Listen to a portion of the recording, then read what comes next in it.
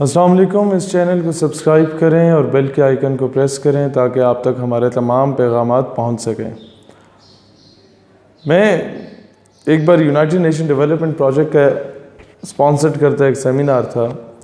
ادھر کوئی 17-18 میرے علاوہ اسپیکرز تھے جن کا خطاب تھا، اور سارے میرے نزدیک وہ لبرل مائنڈ سیٹ کے تھے، ذرا ماڈرن قسم کے تھے، ہم سے کئی گنا زیادہ ماڈرن تھے. ہم تو خیر سادے سے لوگ ہیں.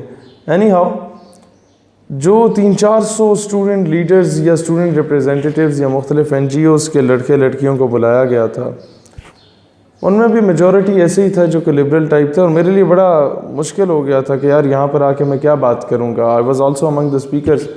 تو میں وہاں گیا تو سب سے پہلے تو مجھے اپنے والد صاحب کے کورس میٹ ہیں کرنل ڈار انکل، ان کا بیٹا ملا دانیال. تو میں تھوڑا سا مطمئن ہوا کہ اچھا یار ساڑھے ورگے بندے بھی آنے تھے.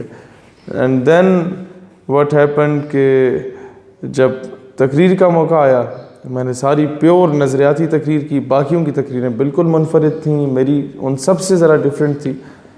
اور میں سوچ رہا تھا کہ پتہ نہیں کیسا رسپانس ہوگا، اور رسپانس میری امیجینیشن سے، میری توقعات سے بہت بڑھ کے بہترین رسپانس ملا مجھے ان سب سے. ہوا کیا کہ جب سیمینار ختم ہوا، میری تقریر کے بعد میں جانے لگا، تو آڈیٹوریم سے کافی تعداد میں، کثیر تعداد میں وہ مرد و خواتین تشریف لائے. انہوں نے آٹوگراف لیے، سیلفیاں لیں. ایک خاتون جس سے میں آٹوگراف دے رہا تھا، میں نے کہا بہن تم یہ بتاؤ کہ میرے نزدیک تو تم سارے یہ لبرل ٹائپ کے، اور یہ جو اسپیکرز تھے یہ بھی تمہارے ٹائپ کے ہیں، آپ لوگ ان سے جا کے آٹوگراف کیوں نہیں لے رہے، مجھ سے آگے کیوں آٹوگراف لکھوا رہے ہیں. تو اس کا جو جواب تھا وہ میرے لیے کسی تھپڑ سے کم نہیں تھا. اس نے کہا بھائی جان قصور آپ کا ہے، آپ نے کبھی ہمیں اپروچ ہی نہیں کیا، آپ نے کبھی ہمیں اپنا پیغام ہی نہیں دیا. تو ظاہری سی بات ہے، ہم لوگ بڑے گھرانوں کے جو بچے ہیں، ہمیں جو اپروچ کرتے ہیں ہم پھر اسی کی طرف جائیں گے. آپ صرف گلہ کر رہے ہوتے ہیں ہمارے سے کہ ہم لبرل ہو گئے، سیکولر ہو گئے، لادین ہو گئے، یہ ہو گئے، وہ ہو گئے، آپ لوگوں نے اپروچ نہیں کیا. مجھے تب جا کے اندازہ ہوا کہ یار قصور واقعی میں ان لوگوں کا نہیں ہے.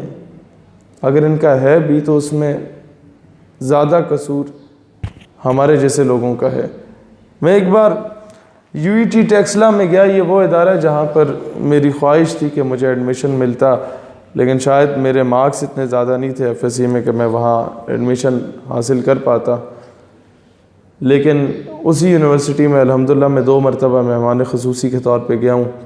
ایک بار فکر اقبال کانفرنس سے میں نے خطاب کیا، ایک بار مسئلہ کشمیر پر کانفرنس کی گئی، اور 40 کے قریب یونیورسٹیز کے نمائندوں کو بلایا گیا. اولمپیاڈ تھا تو ساری یونیورسٹیز کے اسٹوڈنٹس تھے، انہیں وہاں آن بورڈ لیا گیا. وہاں پر میں بطور مہمان خصوصی گیا.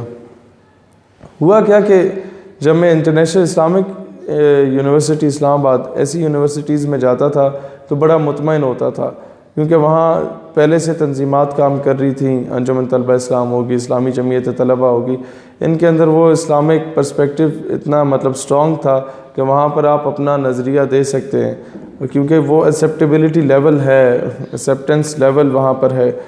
اب UET میں سارے بچے 1000-1500 نمبر سے زیادہ لینے والے وہاں بیٹھے ہوتے ہیں. پورے پاکستان کی کریم انہوں نے وہاں بٹھائی ہوتی ہے، تنظیموں کا نام و نشان نہیں ہوتا. تو میں I was quite nervous کہ یار یہاں پر ہم وہی باتیں کریں گے تو کئی لوگ یہ جواب تو نہیں دیں گے کہ آپ تو بڑی جذباتی باتیں کر رہے ہیں، آپ تو بڑی عجیب و غریب باتیں کر رہے ہیں، یہ کیسی باتیں ہیں، یہ تو دور حاضر میں آپ دور حاضر کے مطابق باتیں کریں. یہ کچھ میں نے سوچا. لیکن جب میں نے وہاں پر اپنی گفتگو کا آغاز کیا تو مجھے اندازہ ہوا کہ مجھے مدارس اور مساجد میں جو میں باتیں کرتا ہوں اس سے کوئی 10 گنا بہتر رسپانس یہاں کے یہ جن بچوں کو ہم ممی ڈیڈی یا برگر بچہ کہا کرتے تھے وہاں سے ملا. تب مجھے اندازہ ہوا کہ ہر مسلمان کے دل میں راکھ میں دبی چنگاری کی مانند وہ ایک تڑپ موجود ہے. راکھ میں دبی چنگاری ہر مسلمان بچے کے دل میں موجود ہے، چاہے وہ بڑی سے بڑی ماڈ اسکاٹ تعلیمی ادارے یونیورسٹی میں کیوں نہ ہو. مسئلہ کیا ہے؟ مسئلہ یہ ہے کہ آج تک کسی نے اسے ہوا ہی نہیں دی کہ وہ شعلہ بن کے بھڑکے اور اپنے مذہب اپنے وطن کے دفاع کے لیے نظریاتی محاذ کھول دے۔ آج تک کسی نے ہوا نہیں دی۔ اس میں قصور کس کا ہے؟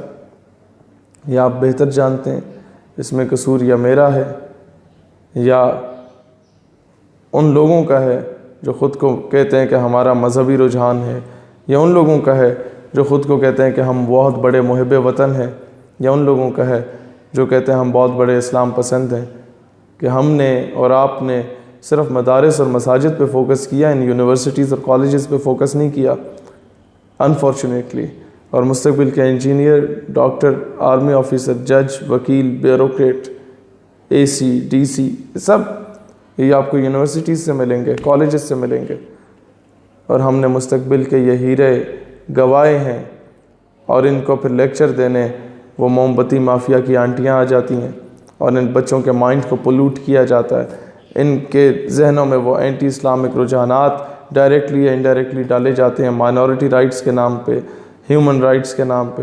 میں تو خود بڑا چاہتا ہوں کہ پاکستان میں مائنورٹیز کو رائٹس دیے جائیں، ہیومن رائٹس وائلیشن نہیں ہونی چاہیے کہیں پر بھی، لیکن بات یہ کہ اس کی آڑ میں آ کے 295C کے خلاف بکواسات کرنا یا کوئی اس طرح کے محاذ کو کھول لینا جہاں سے اسلام کے بارے میں کوئی خواہ کے شکوک و شبہات پیدا کرنا بچوں کے ذہن میں، اس چیز کو ہم کبھی بھی ایکسیپٹ نہیں کرتے، اور اسی چیز کو یہ لوگ پروموٹ کرنا چاہتے ہیں۔ اور یہ تبھی آتے ہیں، دشمن آپ کا نظریاتی دشمن اس وقت مضبوط ہوگا جب آپ اور ہم کمزور ہوں گے، اور یقین جانیے کہ ہم لوگ کمزور ہیں۔ اب ہمیں ضرورت ہے کہ ہم ان تعلیمی اداروں میں جائیں، بچوں کو درس دیں، وفا کا کش کے موت سے ڈرتا نہیں ذرا، روح محمد اس کے بدن سے نکال دو، فکر عرب کو دے کے فرنگی تخیلات، اسلام کو حجاز و یمن سے نکال دو۔ یہ درس جو ابلیس کی مجلس شورا میں دیا گیا تھا، اس کا کاؤنٹر کیا ہے؟ کاؤنٹر یہ ہے کہ قوت عشق سے ہر پست کو بالا کر دے، دہر میں اسم محمد سے اجالا کر دے۔